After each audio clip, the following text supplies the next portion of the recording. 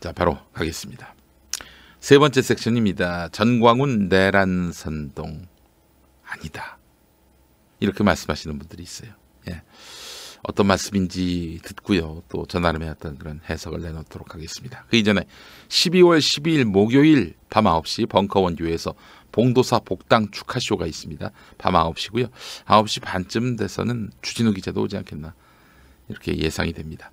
자, 그리고 12월 13일 금요일 저녁 8시 벙커원교회에서 박시영의 눈 공개 방송이 있습니다. 여러분 함께해 주시기 바라겠습니다. 자, 그리고 12월 14일 토요일 낮 1시 서울 한신대학교 신학대학원 평화나무 후원의 날 행사가 있는데, 서울특별시 강북구 인수봉로 159 3일 다 오시면은 저희가 알뜰 소세지를, 아이고 너 갑자기 뻘떡 일어나냐? 응? 깜짝 놀랐네. 예. 저 소세지인 줄 몰랐습니다. 예, 그래요. 아이고 또 뻘떡 일어났네. 아이고, 좀 내려와. 빳빳해가지고. 예. 알뜰 소세지를 드리도록 하겠습니다. 아이고, 좀 이따 나와 있다. 좀 이따 나오라니까 정말. 진짜. 예. 자, 3일 다 오시면은 알뜰 소세지를 선물로 드리도록 하겠습니다. 알뜰 소세지. 야, 때가 아니야, 때가. 아침부터 왜 이러니? 진짜 참. 그래요. 자, 3일 다 오시면은 알뜰 소세지를 증정하는데 저희가 그 표를 나눠드립니다. 3일치 표를 가져와야 돼. 그렇지 않으면은 소세지를 드릴 수가 없습니다. 소세지. 네. 벌떡 일어나는 소세지. 수시로 벌떡 일어나는 소세지. 네.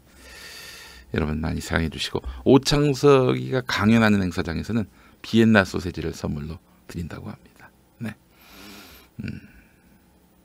물을 좀 빼면 이게 무슨 소리야 이 사람. 자, 소세지, 알뜰 소세지 여러분 기대해 주시기 바라겠습니다. 자, 네피알 광고 좀 하겠습니다. 네피알. 네. 오픈 홍보 기념일 단체 선물이 필요하시다면은 우리 편 판촉물 회사 네피알 알고 계시죠? 네피알이 감사의 마음을 담아서 송년 이벤트를 준비했습니다. 먼저 네피알에서 구매해 주시는 모든 분들에게 따뜻한 아메리카노 모바일 쿠폰을 보내드립니다. 또한 50만 원 이상 구매하시는 분들께는 네피알이 정성껏 만든 탁상 캘린더를 배송비까지 무료로 보내드립니다. 선착순 200분 한정이기 때문에 조기 마감될 수가 있어요.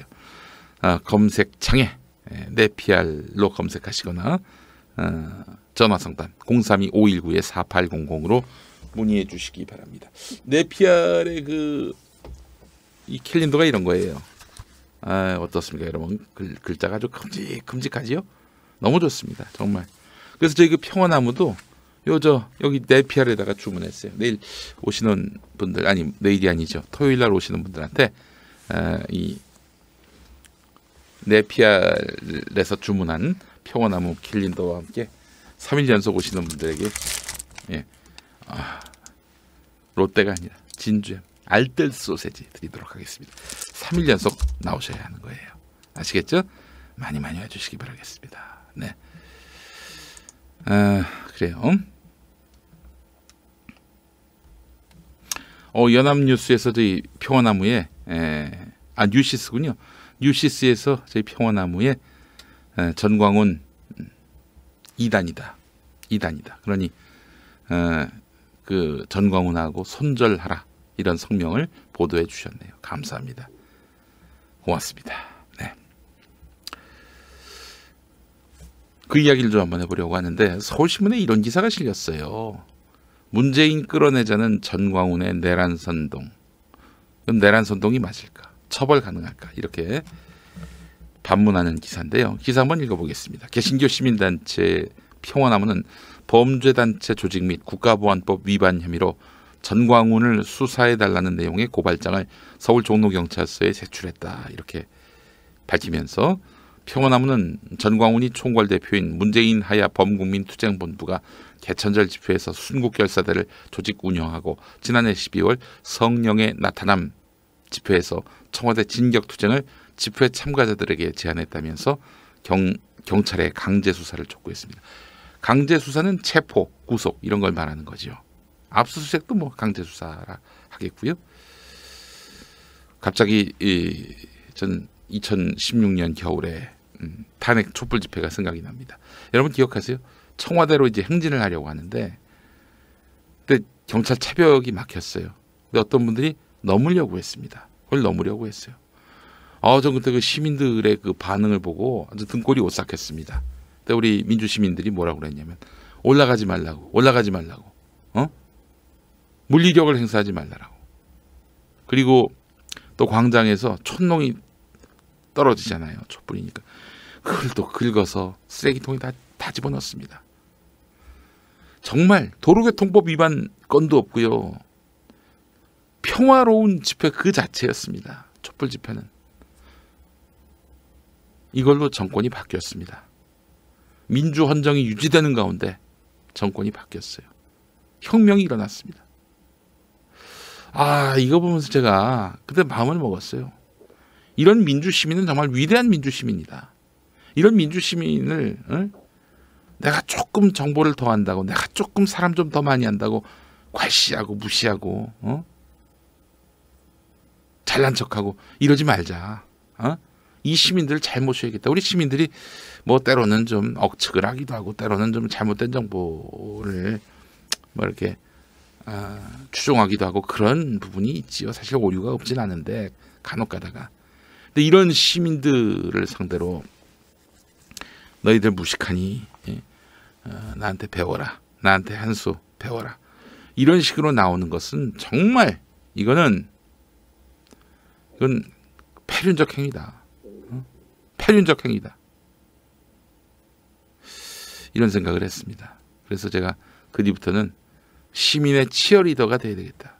시민을 가르치는 것이 아니라 시민의 치어리더가 돼야 되겠다.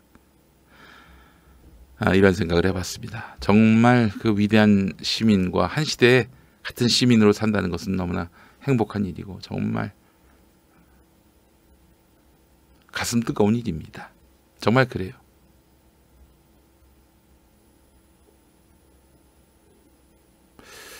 자, 그런 시민들입니다. 그 시민들이 박근혜 퇴진을 요구했단 말이에요. 그러면 이게 내란 선동입니까? 아니죠. 대통령도 잘못하면은 그만두라고 이야기할 수 있는 거. 이게 민주사회입니다. 빤스가 문재인 대통령 그만두라고 뭐 말도 안 되는 얘기지만은 그 존중해야죠. 그런 얘기 할 수 있습니다. 그게 잘못됐다라고 얘기하는 게 아니에요. 평화나무가 얘기하는 거는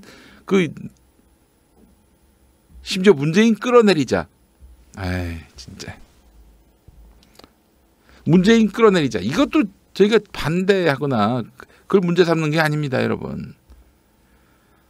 빤스에 대해서 내란 선동이라고 얘기하는 부분은 뭐냐면요. 일단 이 사람들이 내란을 선동한 정도가 아니라 내란을 모의를 했고요. 구체적인 준비를 했고 심지어 실행까지 하고 있고요. 무엇보다도 이 사람이 종교인이라는 지위, 이 지위를 이용해 가지고 왜 이렇게 또 안 나오냐 이것도. 좀 열을 좀 식히고 싶은 모양인가 봐요. 그러면 요거나 보세요. 김용민이가 말은 계속할 테니까 고프로가 고장이 났습니다. 이거 과열됐네. 과열됐어. 조금 좀 쉬라고 할게요. 기계도 쉬어야지. 기계 쉬게 해줘야지. 또 안 쉬면 또 완전히 아웃될 수가 있기 때문에 그냥 이거나 보세요. 근데 이제 결국에는 전광훈의 문제는 뭐냐면은 이들은 진짜 내란을 획책하고 있는 중입니다. 근데 문제는 뭐냐면요. 평화나무가 정말 걱정하는 부분은 뭐냐면은 거기 모여있는 사람들이에요. 그들은 전광훈이가 자살폭탄조가 되라 했을 때 물론 주저하겠죠. 대부분은. 그러나 한두 사람이라도 그런 행동을 실행에 옮긴다면 무슨 일이 벌어집니까? 그때는 경찰 책임질 수 있어요? 검찰 책임질 수 있어요? 저는 그럴 가능성이 있다고 봅니다. 이 IS의 전조라고 저는 보는 거예요. 정말 이 체제와 질서의 안녕이 무너질 수도 있다, 이렇게 생각이 되는 겁니다.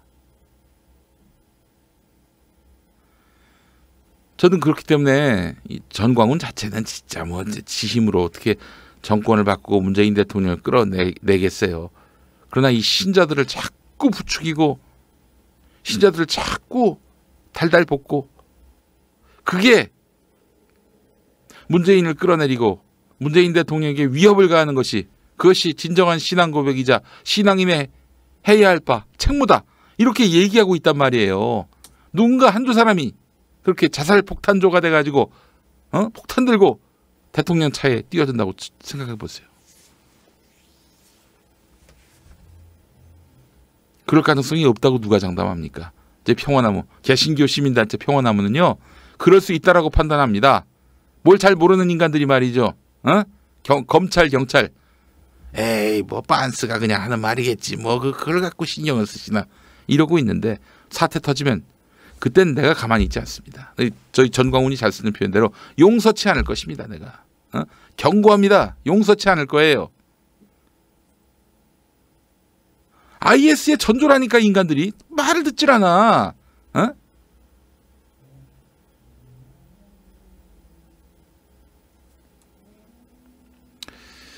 저 전광훈은 앞서서 내란 선동과 집시법 위반, 그리고 기부금품법 위반 혐의로도 고발당했는데 다 저 평화나무가 한 거예요. 범보수 지표를 개최하면서 청와대 함락과 문 대통령 체포를 논의했다는 이유인데, 주사파를 쳐내고 문재인 끌어내자, 권총을 가지고 같이 쏘자, 총동원을 명령한다, 그리고 문재인 대통령 목을 따자, 이런 얘기도 했습니다. 다 녹취록 갖고 있는 거예요. 자, 근데 다 서울신문이 만난 전문가분들의 얘기는 이렇습니다. 김우중, 돌아가신 김우중 회장 아니고 동명이인의 김우중 법무법인 현해 변호사는 대법원 판례에 따르면 전 목사의 해당 발언이나 행동이 국민에게 내란을 선동했다고 보기 어렵다라면서 단순히 집회에서의 구호라고 봐야 된다. 3월 1일에 청와대 진격하자, 10월 3일에 청와대 진격하자, 12월 21일에 청와대 진격하자, 이 발언 그냥 뭐 단순한 구호라고 보시는 모양이군요. 근데 10월 3일 청와대 진격하자고 했을 때 그날 이 시위대는 경찰을 폭행했습니다. 그리고 지금 순국결사대를 조직했고 이들은 유서를 작성한 것으로 평화나무가 취재했습니다. 이들이 단순히 구호만 하고 있는 겁니까? 왜 청와대 앞에서 저러고 있어요? 자, 그리고 김우중 변호사 뭘 잘 모르시는 모양인데, 대법원은 2015년 이석기 전 통합진보당 의원의 내란 혐의에 대해서 내린 전원합의체 판결에서 내란 선동은 내란에 이를 수 있을 정도의 폭력적 행위를 선동하고 피선동자에게 내란 열의를 유발하거나 증대시킬 위험성이 인정돼야 한다면서 특정한 정치적 사실이나 추상적 원리를 옹호하거나 교사하는 것만으로 내란 선동이 될 수 없고 객관적 상황, 발언,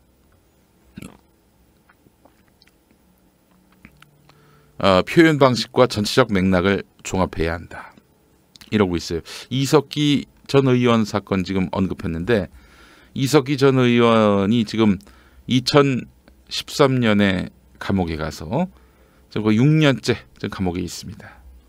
2015년에 결국 최종심 판결이 나왔습니다만은 이미 그 2년 전부터 구속 상태였어요. 일단 대법원 당시 판결을 보겠습니다. 아로라는 지하혁명 조직이 없었습니다. 대법원 최종 판단은 이석기가 그냥 마이크 잡고 발언한 거, 이걸 문제 삼은 거예요. 말을 했다는 이유로 이제 감옥에 보낸 거죠. 단지 빤스가 말만 했다면은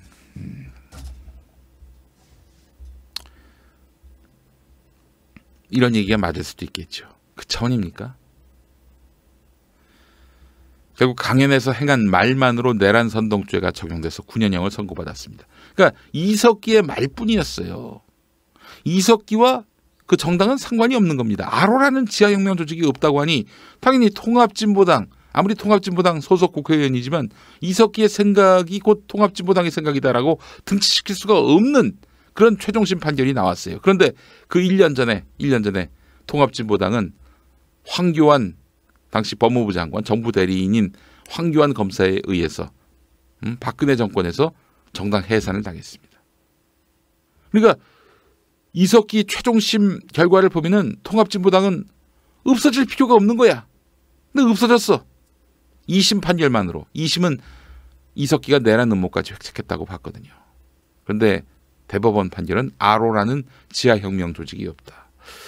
강연에서 행한 말만으로 내란 선동죄가 적용이 돼서 9년형을 선고받았습니다.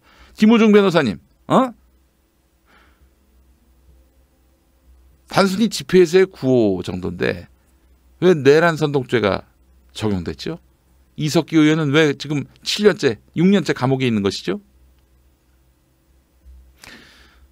얘기했죠. 추상적 원리를 옹호하거나 교사하는 것은 무죄다라는 의견이 있었다 그러는데 전원합의체 판결문에 들어가 있긴 하죠. 소수 의견으로 들어가 있습니다. 채택되지 않은 소수 의견이에요.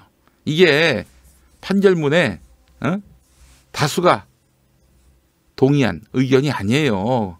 소수 의견일 뿐입니다. 3명의 대법관만 동의를 했죠. 추상적 원리를 옹호하거나 교사하는 것은 무죄다. 나머지는 다 이석기 유죄라고 봤어요.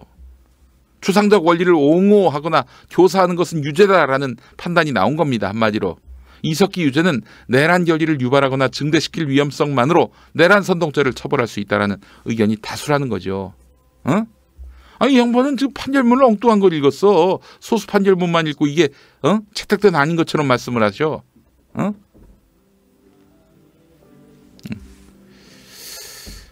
자 그러면서 양승태 문건 나중에 드러났죠. 문재인 정부 들어서면서 드러났죠.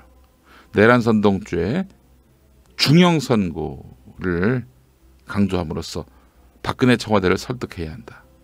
그러니까 대법원에서 이석기를 제물로 삼아가지고 그렇게 해서 청와대에게 예쁘게 보여야 한다. 이런 문건이 발견이 됐어요. 그래서 이석기 전 의원 그 재심을 신청하신 분들이 있죠. 물론 이 당시에 판결이 옳다. 다수 의견이 옳다. 제가 그 얘기를 하려는 게 아닙니다. 더 나아가서 제가 하고 싶은 말은 이게 내란 음모죄 그리고 국가보안법 이 법이 옳다 정당하다 이 얘기를 하려는 게 아니에요.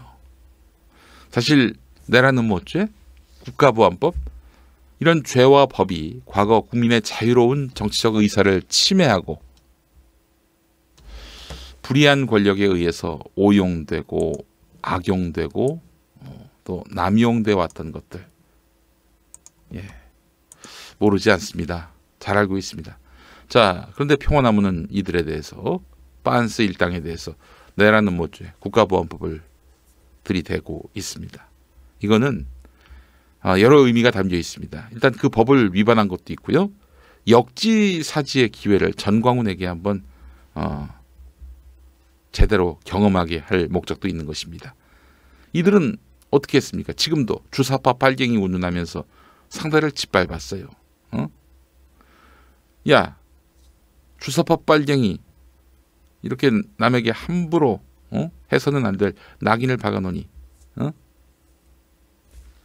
그게 정당한 걸로 생각하는데 너희 국가 전복 세력으로 해서 한번 낙인 박혀봐라. 기분 좋겠냐? 이 법이 주사파 빨갱이를 때려잡자 이런 말을 하는 너희에게